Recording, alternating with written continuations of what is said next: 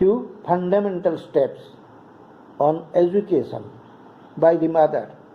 The first and perhaps the most important point is that the mind is incapable of judging spiritual things. All those who have written on this subject have said so, but very few are those who have put it into practice. And yet, in order to proceed on the path, it is absolutely indispensable to abstain from all mental opinion and reaction. Give up all personal seeking for comfort, satisfaction, enjoyment, or happiness. Be only a burning fire for progress. Take whatever comes to you as an aid to your progress and immediately make whatever progress is required. Try to pleasure in all you do, but never do anything for the sake of pleasure. Never get excited, nervous, or agitated.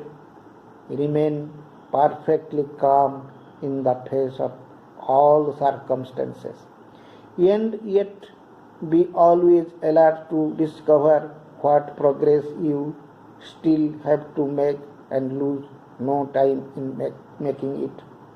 Never take physical happenings at their face value. They are always a clumsy attempt to express something else. The true thing which escapes our superficial understanding. Never complain of the behavior of anyone unless you have the power to change in his nature what makes him act in this way, and if you have the power, change him instead of complaining. Whatever you do, never forget the goal which you have set before you. There is nothing great or small once you have set out on this great discovery. All things are equally important and can either hasten or delay its success. Thus, before you eat, concentrate a few seconds in the aspiration that the food you are about to eat may bring your body the substance it needs to serve as a solid basis for your effort towards the great discovery, and give it the energy for persistence and perseverance in the effort. Before you go to sleep, concentrate a few seconds in the aspiration that the sleep may restore your fatigued nerves, bring calm and quietness to your brain, so that on waking you may, with renewed vigor, begin again your journey on the path of the great discovery.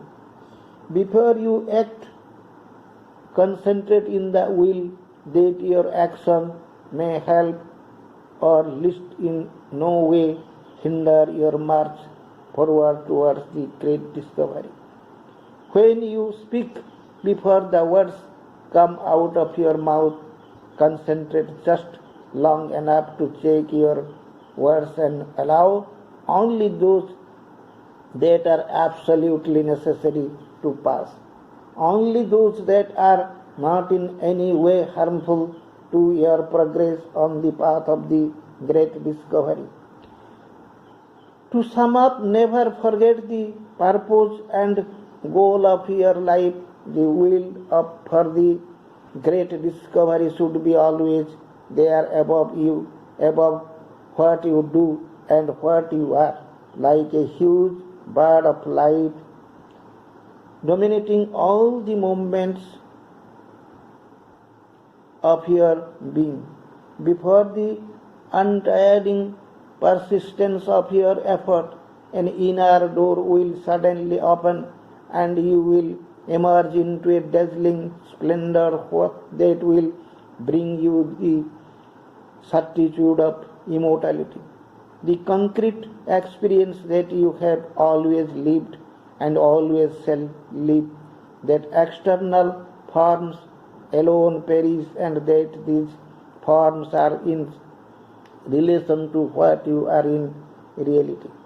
Like clothes that are thrown away when worn out, then you will stand erect, freed from all chains, and instead of advancing laboriously under the weight of circumstances imposed upon you by nature, which you had to endure and bear it, you did not want to be crushed by them.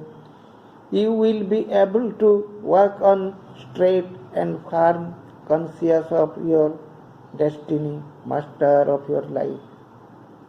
Reference on education.